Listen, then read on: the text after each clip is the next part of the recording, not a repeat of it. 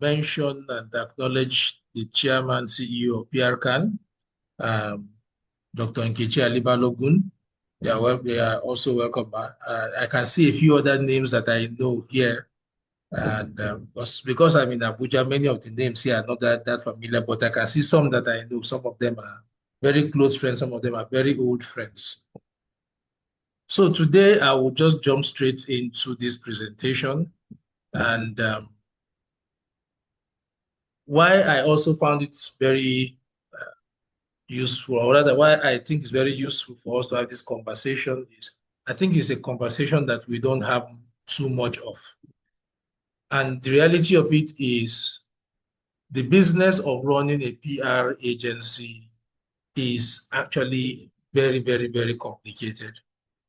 And because this is not something that is often talked about, practitioners who will want to go into running their own agencies don't know what to do. And those who eventually jump into it end up making a number of mistakes which can be avoided. So the first part of my presentation will look at some of the lessons I have learned along the way from when I started, which I hope will also guide those who will be thinking of going into private consulting. And then I would also just take us through some suggestions on what you can do if you want to start from ground zero and just maybe just help fashion a quick roadmap that can just get us off the ground, and then we can, continue to explore and evolve over time. So first of all, I'll just confirm, is my screen visible to all? My presentation visible? Yes. Yes. Okay. Yes, All right. sir. Yes, sir. Okay. All right. So good. Yes, sir. So all right. Thank you very much. So the first thing I would want to mention is, and I'll be writing off the back of what the chairman said about all the money in PR being in the hands of PR consultants. We pray that that will eventually be the case. We hope that with everybody coming on board, there will be a larger groundswell of an appreciation of what PR consultants do, and that can enable us to negotiate stronger positions with clients. So while I will not say all the money is here, I believe that if all of us, put our backs to this, we can actually build a bigger pie for everyone in our profession. So, Mr. Chairman, you are not very off the point, but I wouldn't say you are 100% of points. Just to mention that. Good. So, some of the lessons I have learned. Now, my own journey in running a private consulting firm started in 2008. And as at that time, I was still working with Daily Trust newspaper. And I was doing a few activities on the side up to 2013, and then I moved into Unity Bank, and I continued managing the agency on the side. After about 2 years plus, I decided to stop running as a side hustle and then just put my full skin in the game. Now, I know that for many people, that would most likely be the path they will want to take, and I think it's a good approach. Rather than just jump into the business directly, most times it would be good if you just start with sorry, I think my power just went out, so I know my network is going to likely go off. Hello? Hello? Yeah, hello. Am I still audible? You. Go ahead. We can hear you. We can hear you, sir. All right, thank you very much. Okay. So many of us would likely go that route of starting the business while still in employment somewhere else. It's a good approach. It helps you minimize risk. You have some time to really feel the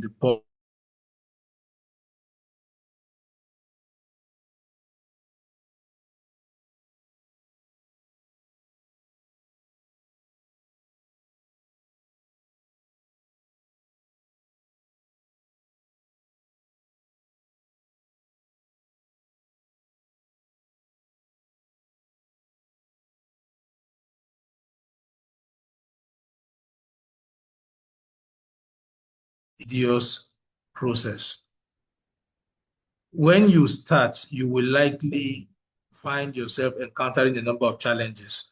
As a matter of fact, someone told me that before you start any business in Nigeria, PR inclusive, if you are a Christian, pray to God. If you are a Muslim, pray to God. Secondly, talk to your spouse if you are married, because the challenges you are going to face, a lot of times, it will take to go beyond what you can manage on your own. So don't start out thinking that the day you start your PR agency is the day you are going to be widely successful. And don't also start out thinking that because you didn't succeed in the first 3, 5, 6 months, therefore things are going the wrong way. See it as a marathon. Pace yourself. Do not put in much more than is required at every particular phase of the journey. Now, we talked about starting with a safeguard in place. So you're already employed somewhere, and then you want to start. So you would want to just maybe register the company or do a few things while you are trying to be sure that it's time to make the move. Now, for those who are in government employment, this may be a bit more tricky. So maybe what I would recommend is put some of the other structures in place that do not put you in conflict with your employer. What do I mean? If you need to do market research, if you need to define your brand, all the other things that you need to do aside registering an entity, you can be doing that. Possibly you could even start maybe partnering with a few people who have some projects so that you start to get a hang of it. Now, because growth happens in that gap between the security of a paid employment and your ambition to strike out on your own. So it is the people who choose to move into that gap that eventually end up, becoming the entrepreneurs that we have today. You could relax in the comfort and security of the paid employment, which is not a bad thing. Everybody has their own part in life. Or you could decide to chase your ambition. What you do in that gap is what eventually determines where you end up as a practitioner, either remaining in paid employment or being an employer of other practitioners. Okay. Now, what do we need to know about running a business? Most PR professionals fail not because they are bad at PR, but because they are bad at being CEOs. That is a fact. A lot of very good PR practitioners have failed in running their businesses.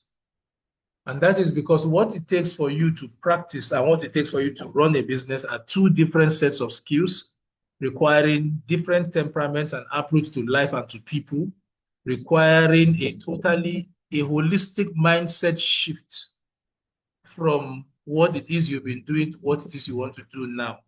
And if you don't acknowledge that shift in that identity early, you will struggle and remain at the level of a practitioner who is trying to run a business. A practitioner or someone who is just basically doing the technical part of the PR will most likely fail at running the business side of PR.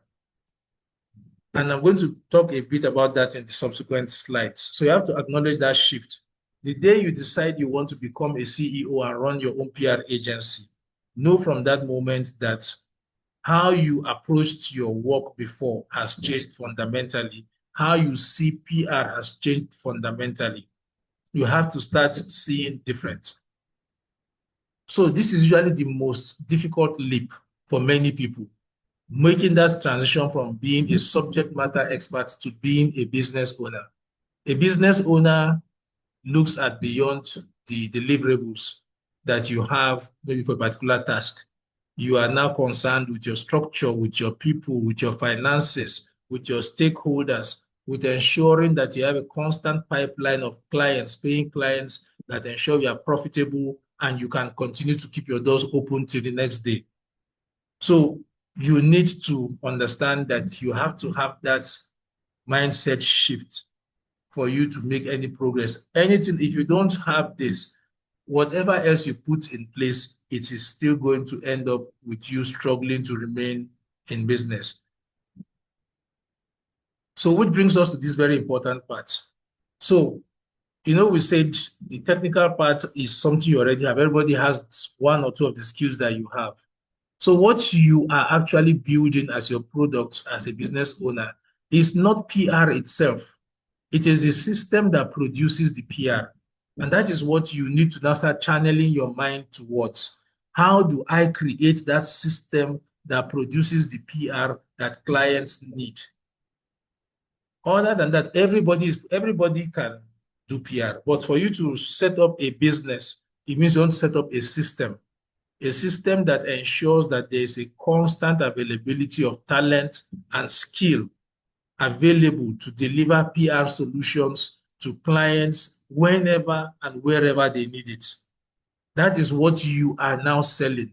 You are no longer selling PR. The PR is a given. That's what you are creating. But what makes you different, what you are focused on now as the CEO, is that system that you are developing. So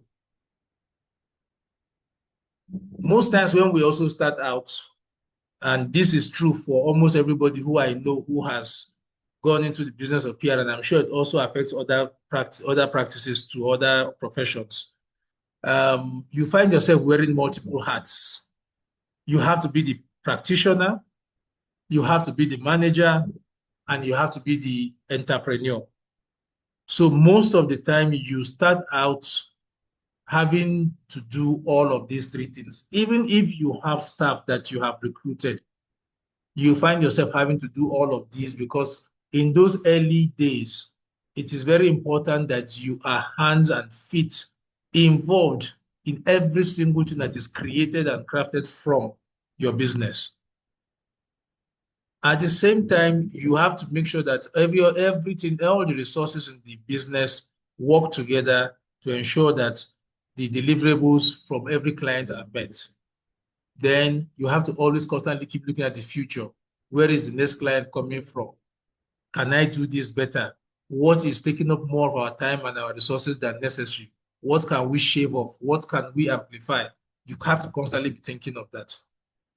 However, as a business owner, you have to know that you need to quickly begin to change the ratio of time you spend on each of these wearing each of these different hats. Now, why do I say so? You see at the bottom of this slide there, it says if you spend 100 of your time just being the technician, you don't have a business. What you have is a high-stress job where you are the boss. A business is an entity that is able to sustain itself, bring together talents, resources, and clients, and create a sustainable ecosystem of value and reward that can run with or without you fully involved at the practitioner side. That is the business. So you have to very early begin to think about all of this so that you don't start the business and end up doing 3, 4, 5 years at the level of being the practitioner. All right. So how do you do this? You have to be able to measure your time properly and begin to reallocate how you spend your time. That's what this particular slide just basically talks about. So frequently, once you start, this is for when you eventually start, make sure that you audit and log your time spent on your business, at least for the first 2, 3 years, so that you begin to know what are those things that are high effort but low value, which you are supposed to delegate. And you focus more on those that are low effort but high value, which are the areas that the CEO is supposed to focus on. So you begin to gradually shift and know where should I apportion more of my time as a CEO. So I just wanted us to take our minds through this because these are the things that are at the bottom of all of it. This is the mindset that you need to begin to have as the business owner. The business owner needs to be constantly focused on ensuring that the business itself is self-sustaining. All right. So the next part of this presentation, okay, sorry, Mr. Chairman, I think there's something I didn't ask. I wanted to, but I kept forgetting. I do not actually know how much time I have. Okay. Can you hear me? Yes, I can. Yeah, you actually have 30 minutes and then question and answer Question and answer. for another 10 minutes. Okay, all right. Thank you very much. So you see, so I thought I had all the time in the world. So let me accelerate a bit. So setting the stage. Now, the first thing we need to bear in mind before we even start talking of any of these things is how do you determine what you need to do to go into in PR? You need to define your niche and the market demand for that your niche. Everybody does a lot of things, but you have to determine where exactly am I going to play at. PR is extremely broad, and many of us, as we progress through the years, we find ourselves picking up skills that cut across. But you cannot go and say you're selling everything that everybody else is selling. You need to have one area that is your core. Others can always, be extensions of that core, but you have to have one area that is your core specialization. So that's what you first of all need to determine, and then find out if there is a market for it. So make sure you are able to establish a proof of demand. Don't just say, oh, I think everybody now wants to do stakeholder engagement or alignment, and then you decide that that's what you want to make as your core because one or two people have asked you for that. Try to see if you can find 5 people or 5 companies that actually need that particular niche and are paying for it. That lets you know that, okay, this is actually somewhere you can go into. Now, it doesn't mean that you can't build a new category, but just know that if that's where you want to start with, you may struggle because the time it will take for you to create visibility, awareness, and market that category, you may eventually run out of funds or out of steam. If you're already running your business and you already have sustained momentum, you can go into new areas that you want to tap into. You can create your own blue ocean and use that to differentiate yourself, but not when you are launching out. When you are launching out, except if you have a huge war chest, you may eventually spend a lot of energy and effort trying to market to people, a market that does not readily exist. So that's on that. Make sure that you have a clear picture of your niche. Then bear in mind that you are now moving from you to we. You are no longer an individual, you are now a business. So you have to be able to define the why of that business. What's your positioning? Just also understand that in a B2B environment, clients don't just buy PR services, they buy outcomes. So you are not just going, if you want to say, oh, we're going to put your story in the newspaper, then basically you can get any journalist to do that. For a CEO, you need to think like other CEOs. What are CEOs looking for? Is it that their names are in the papers, or is it that you're able to help them build reputation? So you have to start thinking about that, and that is what you use to define your positioning. The key things that CEOs are interested in for their own businesses to survive. So that's what you use when you're trying to define your positioning. So do you have the ability to do any of the things that you think CEOs are hunting for?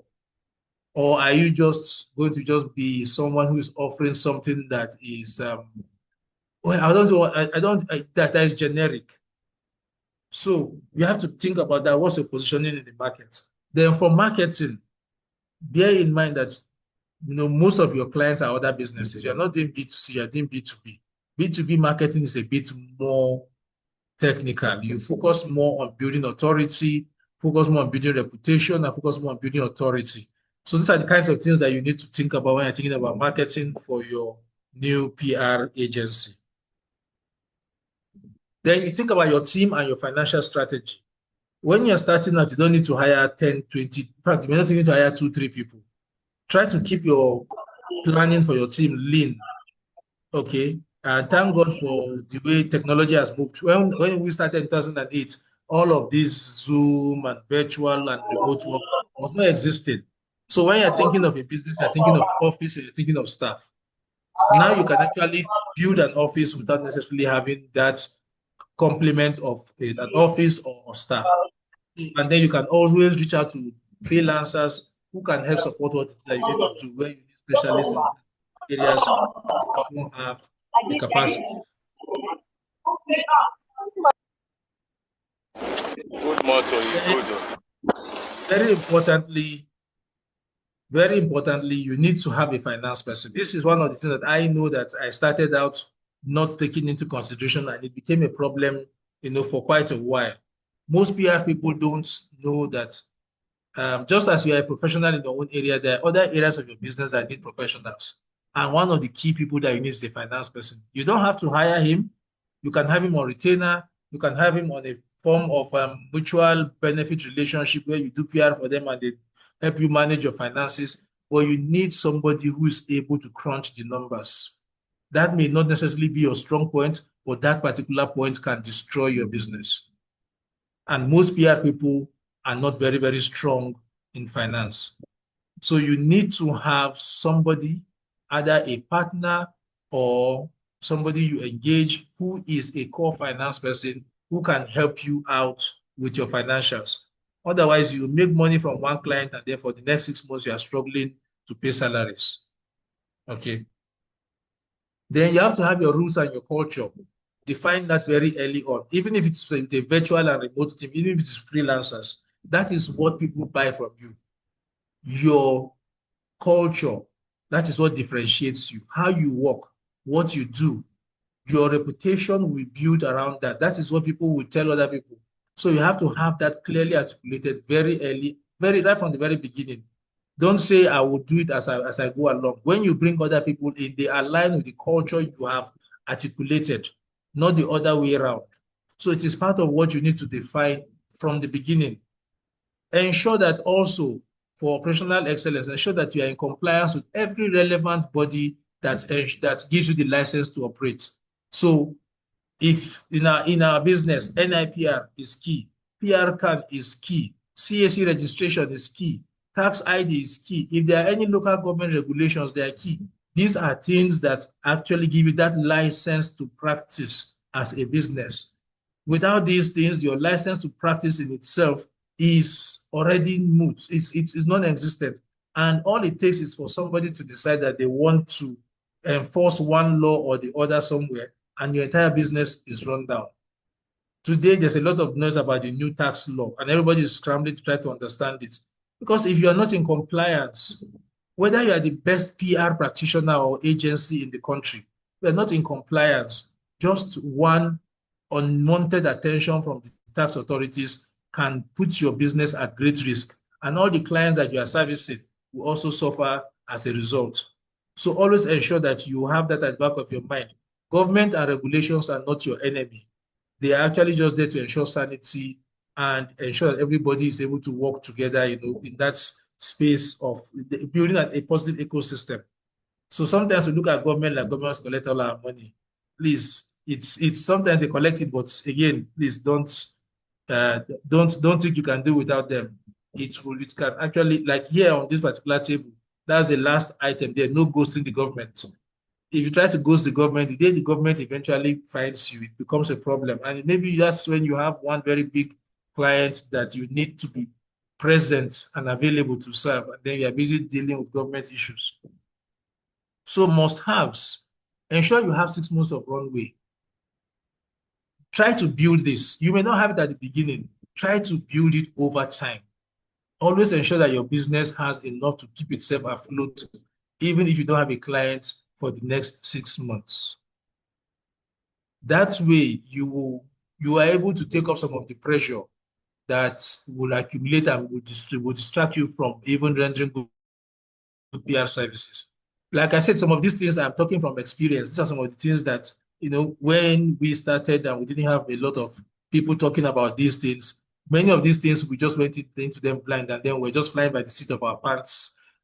For me in Abuja, for instance, for Lagos guys, for many of them, it was not that complex because there are a lot of agencies they could model after. In Abuja, we didn't have too many, we still don't even have too many agencies that you can say, okay, I want to adopt this particular model or this particular structure. So I have to be looking and studying models from afar and then seeing how they work. So now we have the ability to share knowledge. Mistakes that others make, you don't need to make them, so that your learning curve doesn't need to be as steep. So make sure you always have ironclad contracts. It's very easy in our business. People call you, hey, come and help me do something. And then we'll jump up and we'll go and we'll do it. And then later on, you find yourself struggling to get payment or defining what the particular boundaries are for the job you're supposed to do. Make sure you have very, very solid contracts. It's the best thing to do is have templates with different scopes of work already clearly outlined. So somebody says, come and do this. Okay, no problem. I'll send you my contract. Send it, let them look at it. That way, everybody's clear from the beginning about obligations and rights, and you don't wake up to work and say, oh, I didn't know this was what your job entailed. Try to have tools, technology tools that help you, because this is a high pressure job. No matter how much you say you think you know the job, or that there will be times when your time and you'll be under pressure, and some of these things may not come readily to you. Whatever you can delegate to technology, do not be afraid to do so. It may come at a cost, but that cost is really a fraction, and it helps you to keep your business. There's that consistency, that uniformity. There's that technology structure that people can come into. When you hire a new staff, they just plug in and then they continue. It's now like the organizational memory, and everybody is able to continue building on that. Try to get professional indemnity insurance. It doesn't cost much. Sometimes you do things that with the best of intentions that they don't work out as they should. And it may eventually cost you some money, especially with your client. But if you're able to have some of these insurance products, you are able to transfer some of this cost to your insurer, and they will bear the cost. Whether you like it or not, everybody can make mistakes once in a while. And in many professions, these are what people do to mitigate their own professional risks. So there are certain costs that you don't need to take up for mistakes that you've made. That's why insurance is there. So be careful of friendship discounts. Especially when you start, you want to just try to make sure that you let everybody know you can do that job. So everybody calls you and you're able to, you offer to do it for them, and you are spending time, energy, and resources that you should be using to chase paying clients, service friends, and family. So be careful. I'm not saying don't do, but please be careful. Minimize as much as possible. Let them know very early on that these are paid services. So these people pay for other services. They go to their doctor, they will pay. So let them know that these are paid services. You can give them some discount here and there, but don't make that the selling point of your brand or your market entry strategy. It will eventually come back to haunt you. Don't do every job. You can't do every job. If a client is a problem, please drop the client. I can tell you that I know many clients that, at least I have a few that we have dropped. Some clients will drain your business, and you'll not be able to even service the clients that are good for your business. So you have to be able to know how to determine which client is the best for you. So a 90-day roadmap, that's, I think we just try to define here. Phase one, your first 30 days. These are just, like I said, these are just guides. But I think if you follow them, they give you a structured approach towards entering the market. So if you want to say, okay, I want to start from ground zero today, and you want to say, okay, how do I go about it? So the first thing you should think about is transitioning from you as a person to a business entity. What are the first things you need to do? Your legal and compliance, make sure you're able to sort those out. Understand your niche. Where do I want to play at? Cross-reference them with your contact list. Do I have the social capital? Do I have people who can take my business into this niche and convert it to business? The financial buffer. Make sure you have a separate bank account for this business you want to go into. And like we said earlier, have your minimum viable income, that lowest amount that you need, and for how long it can take you to keep your lights on. Make sure you have all of this. Then have at least costing for your business. Have a cost list for all the different services that you render, so that it's easy for you to compute and to bill. If you don't, you'll find out that over time, you either underprice at some places or overprice in some places, and that may cost you business. Have a guide that helps you identify the different things that you can charge for and how much it will cost you to charge for them profitably. Have that always within at arm's length, or within reach rather. Then you now move to the next 30 days, which is building the system that allow you to scale. What are the technologies that you need? Do you need a dedicated email service with your domain? Do you need to have CRM tools? Do you need project management tools? Whatever it is that you need, put them in place. They are very, very useful. That is where you are able to build your system. That's your infrastructure at the end of the day. If tomorrow you are in the hospital and you cannot run your business, other people who have access to this can continue managing your business. Your business should not only be in your head. Map out your team. Who are the people that you think you need? Like we said, you can start with a very lean team, but even for those lean team, you have to even still narrow. Who are three core freelancers that you need? Do you need a graphic designer? Do you need a content person? Do you need somebody who is a media relations expert? Have them, prepare them. When you have tasks that you need them on, bring them in on a project by project basis, put that into place. Prepare your positioning statement. What is your elevator pitch? If Dangote asks you today, what do you do? And you come and say, I do PR, you're most likely not going to get his attention for after that second. You should be able to determine what exactly it is that makes your business unique and adds value to a CEO who is likely going to be the final decision maker on your company's pitch.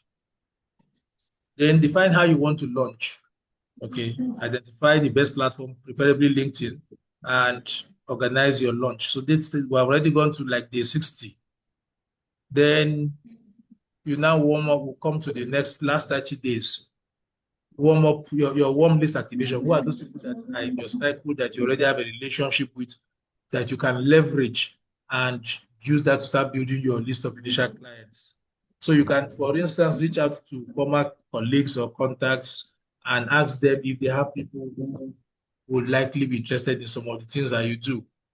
Create a professional branded proposal template so that you don't have to be creating everything from scratch every time. Sometimes the turnaround time that's required for you to make a pitch, maybe the difference between winning that particular pitch and losing it. So spend some time, develop a properly branded template and have it on standby.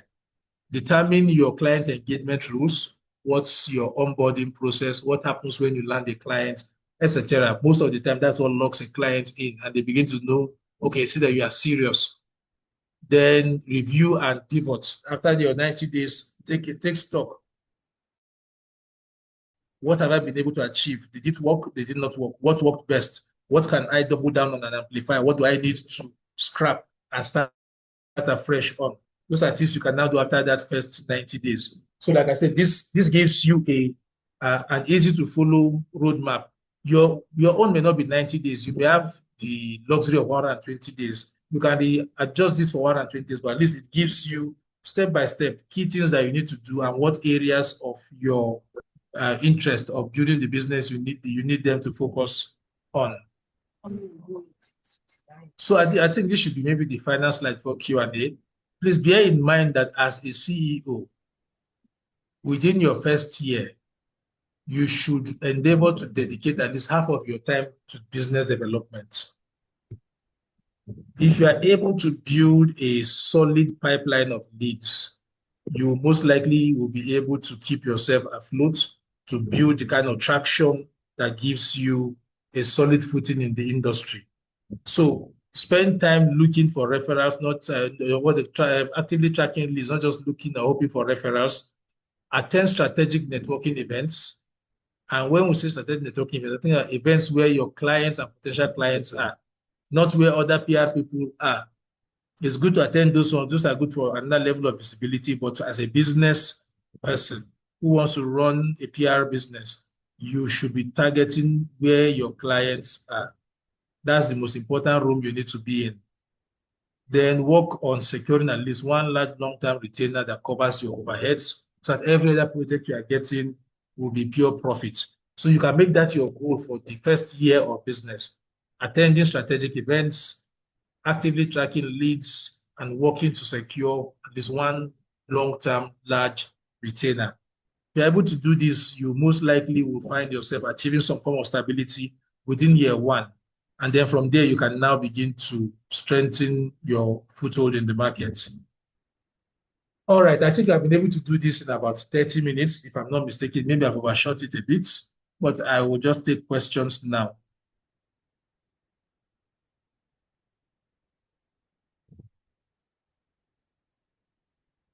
Mr. Chairman.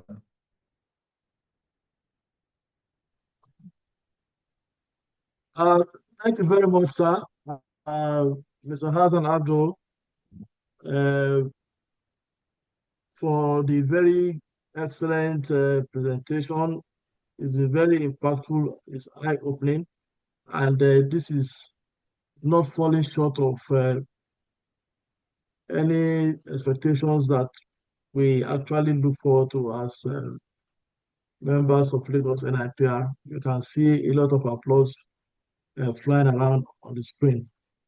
I'm so sorry. I apologize on behalf of all of us that we have pushed you to come in to tell us the secret of how to make money as consultants. I paid attention to the fact that I paid attention to But the fact that you it's said, for our collective good. It's for our collective good. We all need to be able to make the Mr. money. Chairman, can I just ask Abdul to add something, please? Abdul, I our thought, distinguished fellow, please go ahead, ma. yeah. Mr. Abdul, I thought you used this opportunity to invite people to come and register in the categories of membership. Yes, ma'am. So I think on one of the slides I mentioned in the areas of compliance, I think I mentioned that you can't even start the business if you're not a member of NIPR and PRCAN. Just let them know the categories, if they needed to register the categories of membership. Okay, all right, thank you, ma'am. Okay, so there have been some reforms made of late within PRCAN and basically aimed at enhancing inclusivity. So PRCAN now allows individuals to join or organizations to join with less, I won't call it stringent, but without the burden that used to be attached to being members before. So now you can actually join PRCAN as an individual. So there's an individual membership category. So you can be an individual consultant. It wasn't like in the past where you have to be a company. So you can be an individual and register with PRCAN. The criteria are available. You have to have an address. You have to be a member of NIPR. That is key for every other route you want to use to join PRCAN. You have to be a member of NIPR first. Then you have to have an address, and then there is the licensing fee you pay, the application fee, the licensing fee, and then the annual fee you pay as an individual. Then for a corporate entity, there are also two different categories. So you can join either as an associate member of PRCAN or as a full member. Now, the difference is for an associate, you can be Samuel Ayetutu, you have your company, but you are the only one running your business, or maybe you have just one other NIPR member running your business. You can actually still join PRCAN. But for the full member of PRCAN, the requirement is you have to be a registered entity, that's one with CSC, and then two, you must have at least 3 NIPR members in your employment. So you can see the difference there. For the full membership, you have to have at least 3 members of NIPR, including yourself. For the associates, the CEO must be a member of NIPR, and that is sufficient. So you could decide that you want to be just you, or you have 1 or 2 other people, and you have a business address, and then that's okay for you to continue running the business. However, because this is also something that you attach to your proposals, and clients to be aware that these differences exist, clients will also be concerned about the kinds of agencies they give jobs to. So this just gives entry points, and it lowers the entry point. But once you are in the PRCAN, once you're in PRCAN, it's encouraged that you begin to try to now grow. So as you are doing the business and as you are making the money, start trying to build the structures that ensures that you are able to now reach the height of that part of your membership of PRCAN. So those are then of course we have the chartered consultant. So there are 4 categories. The chartered consultant is also an individual membership category. So this is for people who have worked and have run agencies or have had years of experience managing actually multinational clients, and they just want to practice as individuals without necessarily running a full complement of an office. So if, for instance, you've been in service for maybe 30 years, you have a wealth of experience. We cannot at that point start saying that, oh, you are not sufficiently knowledgeable for you to be a consultant. You have what it takes for you to consult.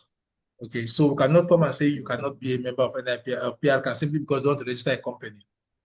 So those are the 4 key ways, pathways into PRCAN membership that are currently in existence.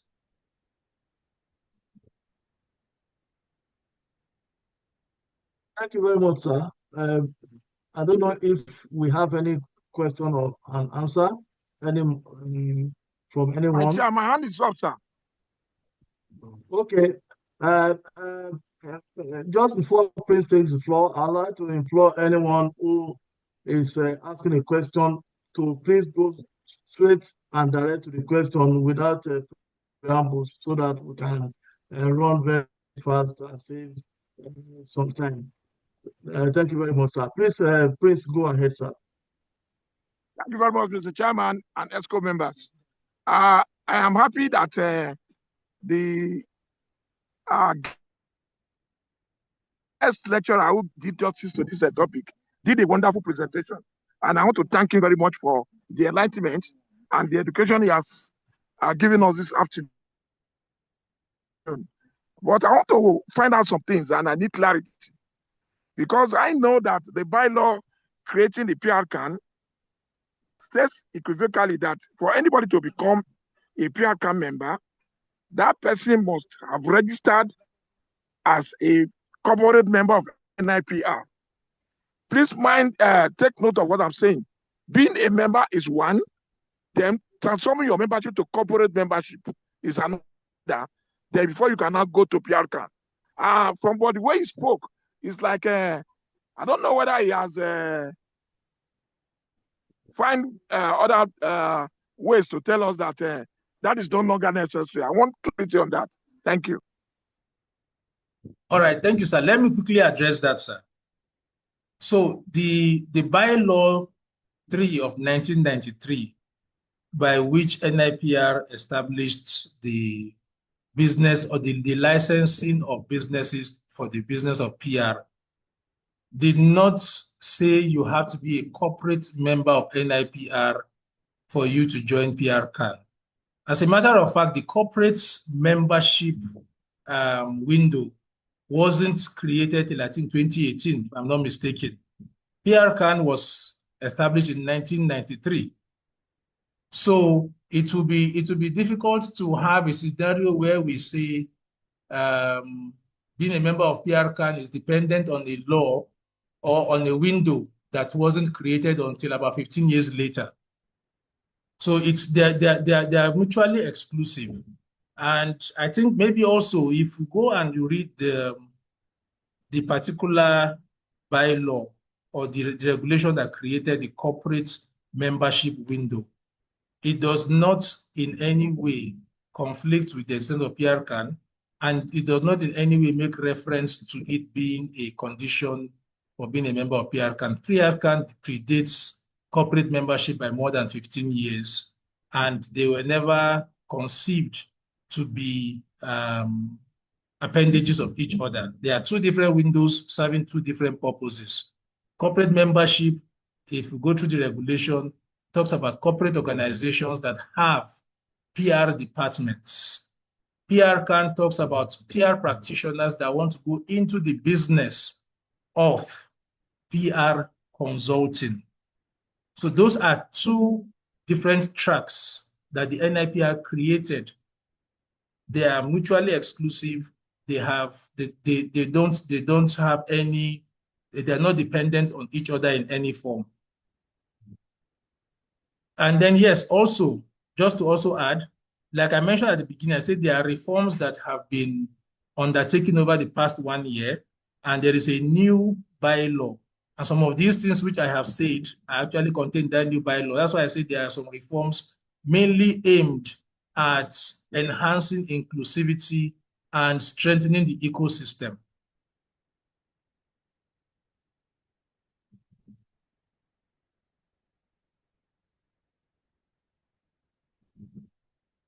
Thank you, sir. Any other question? I do have, sir. My doctor. Okay, mine is to provide clarity on the bylaw 3, which was amended in Kaduna at our last annual general meeting. Yes. And the clauses that were stated clearly are mutually exclusive of corporate membership. Yes. So, and to emphasize this resolution, members who were present adopted all the clauses that you have stated, including a provision for persons living with disabilities. Yes. So, for clarity's sake, the bylaw number 3 as amended for 2026. So the new bylaw is the bylaw now is amended as at 2026. So Yes, it's an updated version and it has been passed and adopted and it's in practice, it's in use now. So it's yes, not a proposal, it's an effective bylaw of the Nigerian Institute of Public Relations. Yes. So that's what I wanted to say. And corporate membership by definition for NIPR is exclusive of public relations consultancy. There are corporate members that may want to involve themselves in corporate consultancy, but it is not a precondition for membership of PRCAN by the bylaw. Thank you. Thank you, Doctor. Thank you, Dr. Monday. I would have actually preferred that we leave out the issue of the bylaw because it is yet to land in the PRCAN office. I know it's been passed, but thank you for that information. So, I think it's another hand. Yes, sir. I have a question. Yes, sir. Can we make this the last one? Mr. Abdulaziz, please go ahead, sir. I have one, sir. Okay, thank you very much. Mr. Abdulaziz, please go ahead, sir. Yes, sir. Yeah, thank you very much, Chairman. Thank you, the speaker. My question is about the building credibility for a new business. Like you did mention in your presentation, that in places like Lagos, there's a lot of competition there. So if you are starting out in Lagos, for instance, where there are so many existing PR companies, so how do you build credibility to your company? At what point would you consider getting endorsements, third parties, or even involving advertisement or PR methods to improve to build that credibility that will resonate with your customers? Thank you. All right, sir. I think so. From the very beginning, when you start trying to define what your approach will be to get the attention of your potential clients, so just the same way as we sit and we come up with strategies for clients, in this case, you are now your primary client. And it's now for you to determine, first of all, after doing your landscape analysis and understanding what the competitive terrain looks like, to determine what's the best way to get visibility with the target audience. So you may start to sit back and maybe for 2 months, just look through what the competition is doing in terms of marketing to the audience. Just maybe get a list of 3 or 5 of your key competitors, follow them on LinkedIn, follow them on other social media handles, follow them, see the kind of tactics they use. Then you can decide, how am I going to do it differently? Where are they not hitting the mark? Because remember, they already have the name recognition, they have built the reputation, they have the proof of concept. You don't have any of those. So if you want to go toe-to-toe with them with the same kind of tactics they are using, you may likely not succeed. So you may need to identify tactics that may be different, but will get you noticed and will enable you to prove yourself. That social proof is the most important thing that you need in those early days. You get 1, 2, 3 clients, you show everybody that you are working for somebody. But if you don't build that into your planning from day one, you would likely find yourself caught flat-footed when you eventually start. So it's something you build in from the beginning, but you have to first of all understand what exactly is your competition doing, what has helped them succeed, how do you differentiate yourself and get the attention of your potential clients? I don't know if I have done justice to that question, sir. Oh, you got that. Yeah, thank you very much. I appreciate the comments. Yes, May I add to that? A lot of times agencies who come up, they don't have a portfolio. What is your core competence? What area would you want to be known for? Because most times you don't want to become a jack of all trades, master of all, master of none. Okay? So your area of core competence must be strictly identified and adhered to. So you don't become, if you hear that they are doing aviation PR here, you run because there's business there. Then you hear tomorrow that is a marine, you just run and go there. So it's always very good, in addition to what Mr. Abdul has said, to identify and remain focused in your area of core competence. Thank you very much, Ma. Much appreciated. Thank you. May I have the floor now, please? Okay, Yes, ma'am. yeah, please go ahead. Maybe if we are lucky enough to have hands. I want to appreciate this short leadership. I say short because my sister just took over, and we can see that there are some changes that are coming in. I want to appreciate the fact that we are breaking down the membership. I happen to be a member of the pioneer people that formed, we were calling it PRCAN at that time, before it became PRCAN, with Toyo Gunori, Papa Peter Thomas, and other people like that. Then we were looking at it to be corporate, but now I mean, there is a lot of dynamism that has come in. We can break it down and all that, which I think it's a good thing. My question is to ask the presenter whether it's deliberate that you're not letting us know how much each of those category will have to pay. You spoke about individual, spoke about associates or whatever. I think that you still need to do some work along that line so that you can actually break down the various categories, and then you can highlight what is involved in each of them. Kudos to this exco. Thank you. Thank you very Abdul, much. I think I can answer that question. Okay. The bylaw has just been passed. We made our recommendations. Yes. Until we get it, we don't know if the fees we recommended are approved or not. So I wouldn't want us to start telling you what we recommended because we don't know what was approved. Until we get the approved bylaw, we cannot come out to the public to say, hey, this is how much this will cost. Thank you. Thank you, ma'am. Whenever you're ready, I think it's necessary to let people know. Yes, ma'am. All right, thank you, Dr. Nkechi, for those interventions, and Mr. Abdul so far for the engagement. We will take Mr. Alada Koshone. I crave your indulgence, our distinguished colleagues, to let us make this very last. We can continue the discussion after now. We are all members of this chapter, and we don't have restricted access to each other. Mr. Abdul is still very much on ground beyond now to answer whatever questions that we may have. Mr. Shona, please take the floor.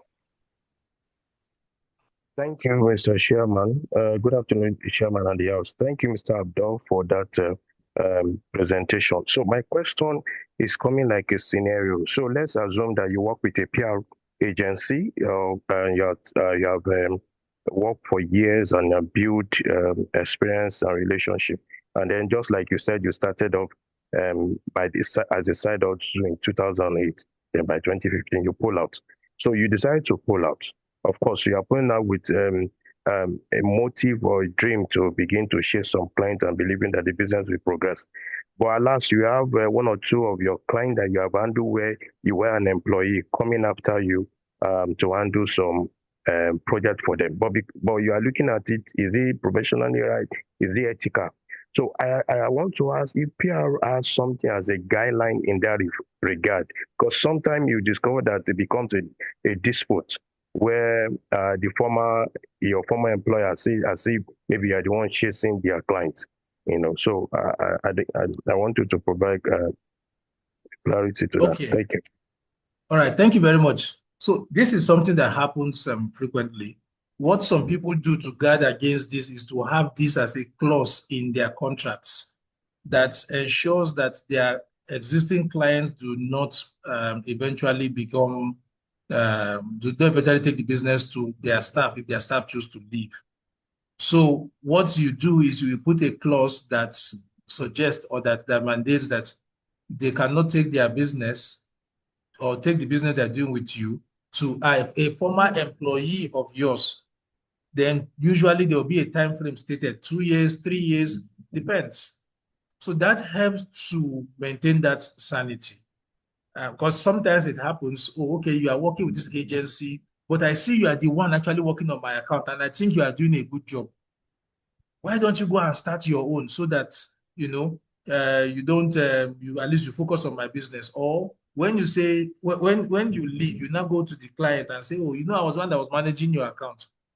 So that's what people do to help to manage that and keep it sane. It's unethical, but the easiest way for you to manage it is to ensure that it is a clause in your contracts with your clients. So that is a non-compete clause. So it ensures that at least for maybe 2 years or a 3-year duration, if any of your staff leave, they cannot chase the same business with you. They cannot chase your business. They cannot steal your clients. So that's one way you can actually manage it. I know a number of people who have suffered that, lost big clients to former staff. So, and that's, like I said, that's one easy way to manage it. When you have those kinds of clients, ensure that you build this in as a clause in your contract with them. Thank you. Thank you for your investment. Thank you so much. Yeah. Thank you. All right. Thank you very much for the questions and answers so far. I believe that this is yet another very useful time that we have spent together in our PR clinic. We thank our consultants. We thank the speaker for making our time to be of benefit to us in this very effective presentation. And I also thank our members for participating actively from the engagement, the questions and the comments. We can see that we all, in one way or the other, connected effectively to the topic. And we can only expect that the result of this will bring more prosperity and progress to all of us in our practice. But I will not have to do the vote of thanks or thanking or appreciating the speaker by myself.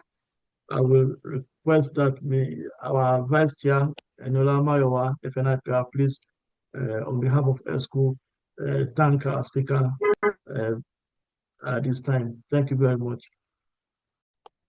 Thank you so much, my chairman. So on behalf of the executive member of Lagos chapter of NIPR and our esteemed member of the Premier chapter, we would like to thank Mr. Abdul for this time. Thank you so very much for sharing light and understanding to what PRCAN is doing and how many more of us can actually be a member of the association. Thank you so very much. You've actually brought so many things into bear, into what some of us are trying to understand about the operations of the PRCAN. So we really appreciate your time. Thank you for all that you and your team and the leadership headed by our own Amazon, is doing for PRCAN. We appreciate every one of you. And I can tell that after now, a number of us will actually reach out to say, okay, now that we know, let's do the needful. Thank you so very much for your time. Really appreciate you. Thank you. Thank you very much. Thank you so much. My pleasure.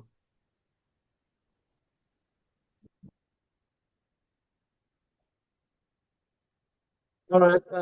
Thank you, my vice, for the vote of for the thank you speech for our speaker. We will move